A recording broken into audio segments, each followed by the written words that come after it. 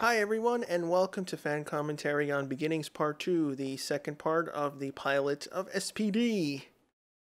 Let me go off into a little tangent since we're talking over the opening sequence. I wish streaming or DVDs would include the original full hour version of the pilots. They had done that for a lot of them, Dino Thunder, SPD, Mystic Force, especially Dark Wish. I wish they were included instead of using the two-part version because, especially SPD, it works much better as a full hour of it rather than being split up into two pieces because it's a continuous story. We leave right where we left off versus like in Dino Thunder there's kind of a small little gap between them where you can be like, okay, it's two parts, it works that way. It stops right before we get to see the Rangers first morph, and I think it's a really big moment and it gets cut off that way.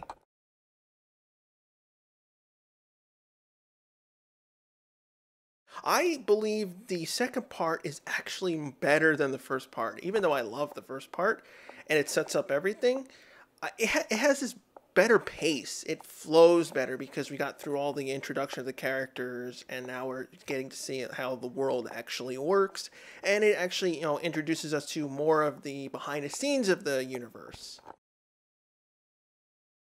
And I think also because it feels very much like Time Force's pilot. They have similar feelings, robotic minions here, which is beneficial to the series because they can do whatever they want to these monsters instead of being worried about, showing type of gore and stuff. So you can have them crush, blow apart, show sparks. So they're a lot more freedom.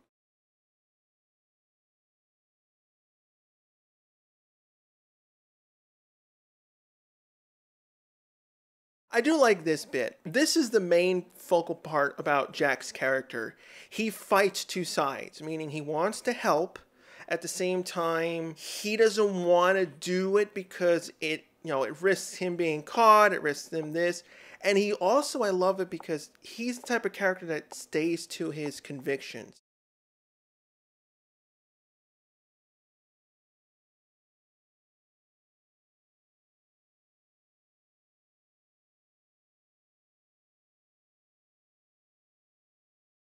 Now, speaking of this scene, I do like the SPD morph. It's unique. It's kind of hard to explain how the morphing sequence is. It's for our benefit, so they don't really technically see this aspect to them personally. I thought it was a nice take. I think it's actually more impressive than Deca Ranger because Deca Ranger is a little bit more simple, although they took a lot of cues from it. One thing it sucks though is that you can see the custom ID badges at the bottom part of the Delta Morpher. We never could see them in the morph sequence, which sucks. One thing I do hate though is that because the whole point of Sky, about the Blue Ranger and the Red Ranger, he announces SPD Blue during the morph sequence, and it doesn't make any sense why he would do it.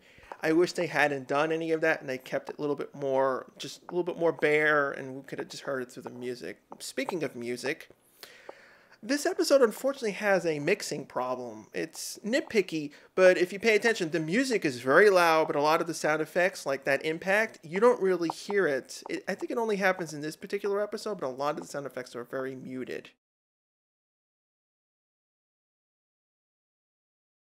What I do like is that we saw a lot of acrobatics in the previous episode. They actually blend in perfectly on how the Deca Ranger footage is, because a lot of the Deca Ranger stuff, they go for the more out there stunts where they, jump down walls, climb up walls, fly, fall. I do like it when the stunt team pays attention to how the Japanese people had done their style and they have to mimic it, because other seasons tend to not do that correctly, like Car Ranger to Turbo. Their styles are very different, where it's kind of jarring, where one way the Ranger will act like this and other ways the Ranger will act like that. I do like the SPD Sidearms. They're unique for each Ranger. Each Ranger has either a baton mode, then they have this, weapons mode, but even the weapons mode is slightly different between on Rangers, like green and pink have a shorter barrel, while blue has a larger barrel. I wish the we got legacy versions of this, maybe in the future, and Hasbro likes to do that, because I like these weapons, and the original toys were way too small and they didn't look too well. But the idea of combining pieces and for doing different functions was a really cool idea. That's the whole thing about SPD. A lot of their abilities and their suits are all additional stuff that works as like cops. Sky is correct. He should do that because they are criminals. Now, I like this because if you paid attention to how Doggy Kruger acted during the scene, you would kind of question him. It's like, why is he acting like this? Because they're just, petty criminals. Why did he give them a second chance? It gives you that little bit of, maybe there's something more to them and that he's not telling anyone, which, that's a good, foreshadowing. And also, you might think of another way that, like, is this guy, like, weird or crazy or something?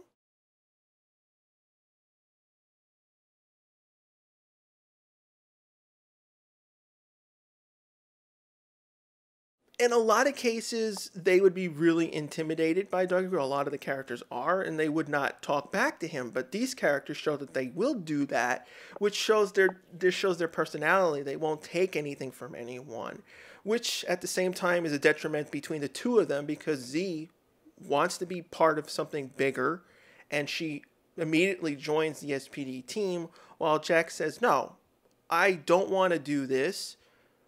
And I believe that we should never help them because we're doing the right thing in our way, even though it's still wrong." There's a lot of arguments to that. And he stuck with it, even going against his friend.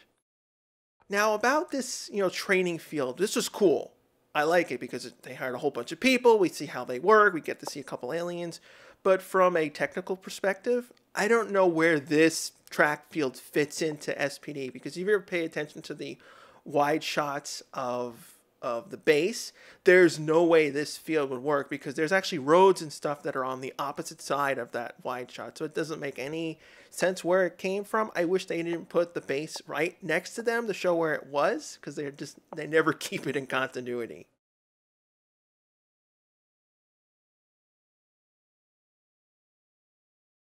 Sometimes I wonder if the banter or the dumb jokes that they come up with are actually ad libs, because there's sometimes I believe that they really generally just came up at that moment and just said it on set, and it feels more natural. Like when Jack makes fun of Z's voice when she walks out of the chamber later on, and also in a future episode when Jack is trying to clean the area around the main doorway with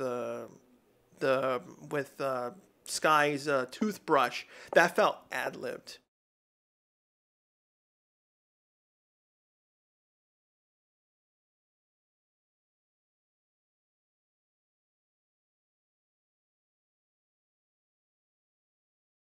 I do like that they had kept the whole Rick being damaged and in really poor shape, and they worked it into the first episode while it really mattered in Sid's episode later on. I wish they had done it more often. I mean, I wish Rick had broke down, because he was treated as like this whole, like, he's old, he should be thrown away, he's obsolete, and they repaired him. It would make more sense that since he is old, he would need maintenance more often, but they don't really bring it up, and I kind of miss the weird Rick with all the sound effects and screwing up.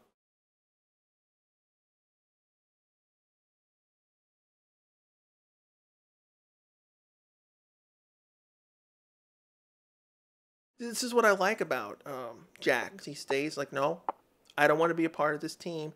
And what it does is that it sets up his character and his decision at the end of the series. It's a full arc, because in a lot of PR seasons, a character will change, but then they'll stay that way, while Jack decided, no, I didn't like this team. I was kind of forced into it, even though I like doing the right thing. But he decided eventually in the future, he's like, no, I really didn't want to be a part of this team. I did it for a good of the cause. I did it for my friend. But once I found someone that I loved, I didn't want to be a part of this team anymore. So he still thought of himself from the beginning to the end. That's a really good way to actually do it, because PR doesn't have to always be perfect. We should have flawed characters where they do things unexpected that works within their personality. And I do like that they always bring up the whole Sky with the Red Ranger thing, because he's his main, foil. It's his what gets him into trouble in a lot of areas, especially during Reflections Part 1.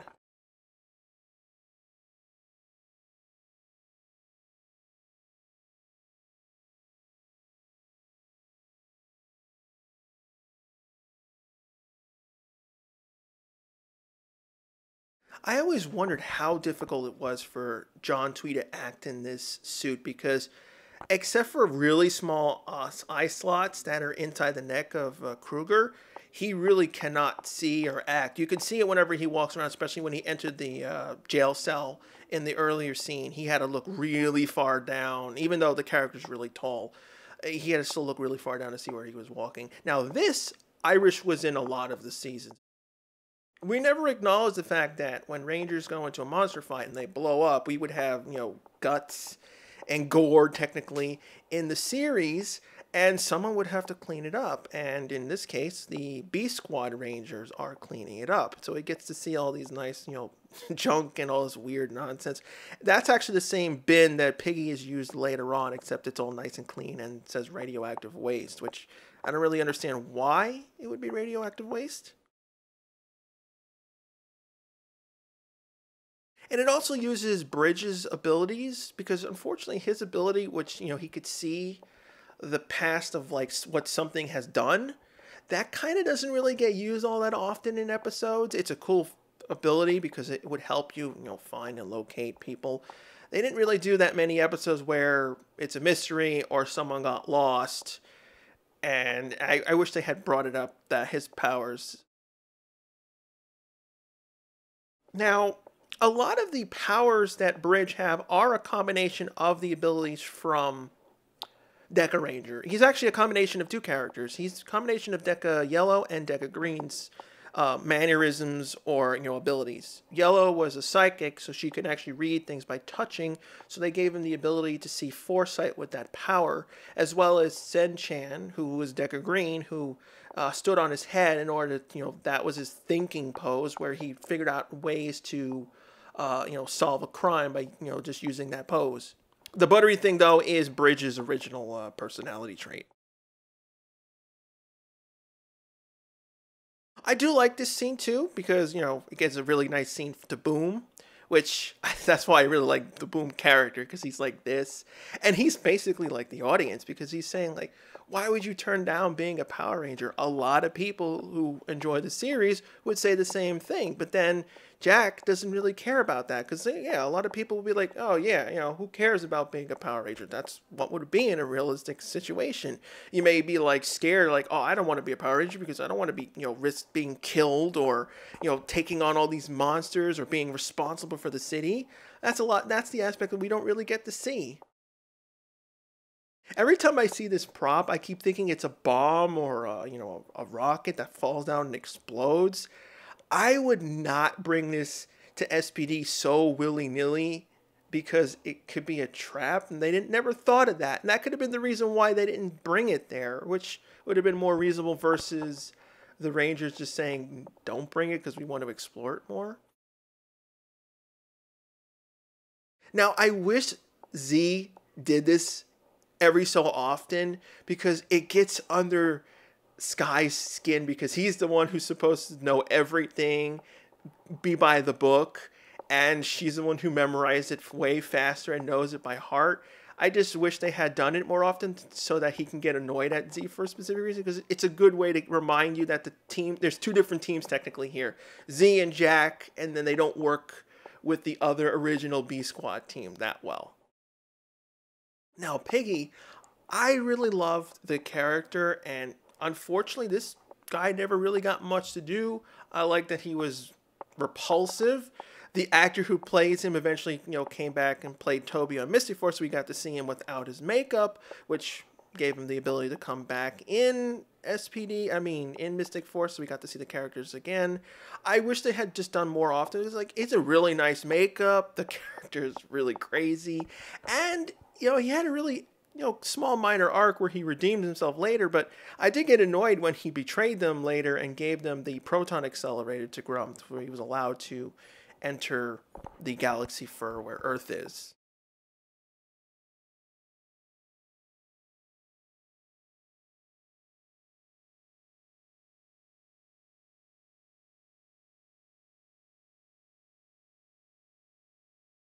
Again, this would have been a perfect moment where Z's multiplying powers would be very useful. Now, this is officially the first time we switch over to Deca Ranger footage. The reason why Jack, in the original footage, why he couldn't be there is because Red Ranger and Deca Ranger was not with them at the time. The four of them were all together. They all knew each other. And Bon, who was the Deca Red, he was from another place, and he had to arrive, and he does his big entrance, and it's very similar to what they do with Jack. So that's the reason why the Rangers kind of reintroduce themselves here, because this is where in Deca Ranger, this is the first time the group henshins.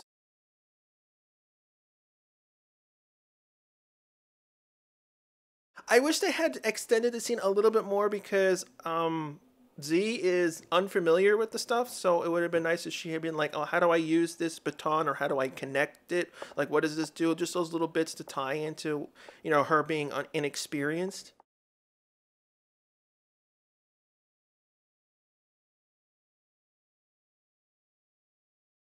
It's really fortunate that Deca Ranger had a lot of things that were very similar to Time Ranger, because SPD slots very well into being linked to Time Force, and that was just a throwaway thing. They just took the Time Force suit and they had no intention of ever being linked, because they had to save money. They didn't want to design a new custom suit, so they just took an old suit they had with them and they just did it, and it works so conveniently well.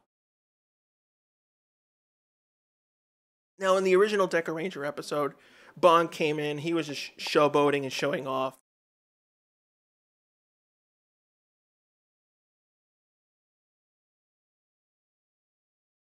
I do love the twist that Jack ended up being the Red Ranger, because of all people to become the Red Ranger, Jack, the one who does not want to be there, who gets the power that Sky really wanted. Arguably, I didn't really see the reason besides it's because his father was the Red Ranger. He has an emotional attachment to the color. But ultimately, the Power Rangers' abilities are virtually the same. From pink to red, they have the same abilities. The only real difference is that red has these special sidearms that can combine.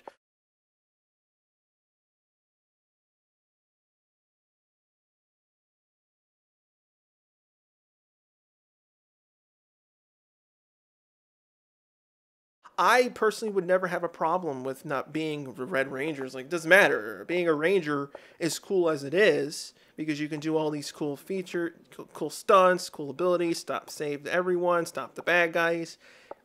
It wouldn't matter what color it is. Although, me personally, I would pick green.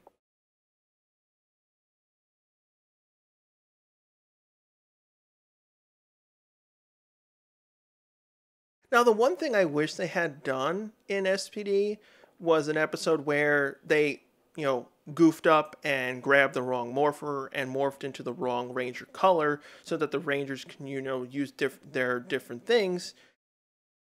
And they never did it, because I always wanted that type of episode, because a lot of the morphers look pretty much the same, so you couldn't really tell whose was who if you, just grabbed it from a glance.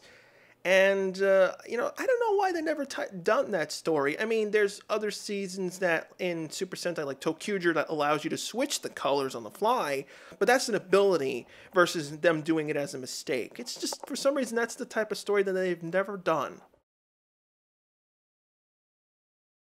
Because I would like to see how they would handle it, because some Ranger powers are actually vastly different compared to, other Rangers.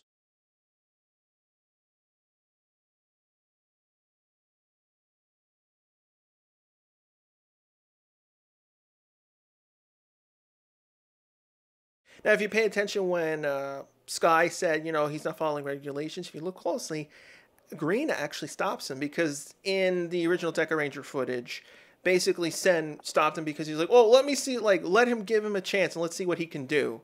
That was the whole mentality of why they let him, do all these crazy things. Now, this is completely different in the from Deca Ranger, but I do like that Jack was scared and didn't want to deal with it. I like that. I wish they had done a little bit more stuff with that.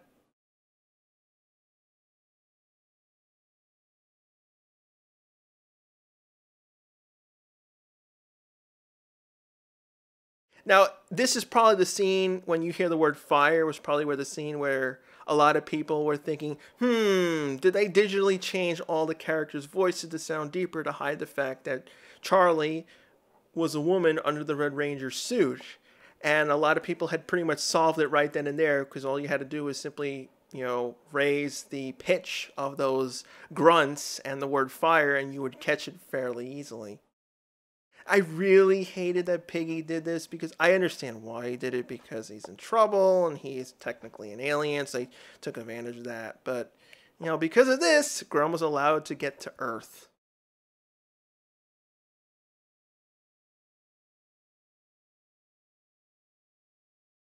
I do like Doggy Kruger, because he's very harsh on the Rangers. When they screw up, and then he's like, well, I can't, say that you did a perfect job. Now, if this was MMPR, Zordon would praise them and not really mention that they did screw up in their circumstances. He's a lot more, light on the Rangers, especially when they're inexperienced. While Kruger, he says what he really says, because that's what a commander should do. He is part of an organization, military, whatever, police, if you want to call it.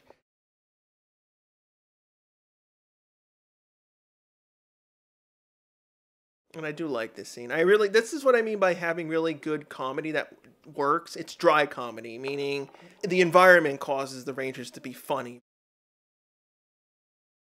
I think this is the only time we actually see the entire building, how it looks like, without being a visual effect. What's interesting, it's actually very similar to what Battle Force's front looks like. It's not the same building, but it has a very similar look to it. Now, Broodwing's voice over there was oddly wrong. It's like they made him really deep. It's possible that maybe that's what they had originally intended his voice to be, and they said, no, let's just have his, the actor's regular voice. Overall, it was a really great pilot.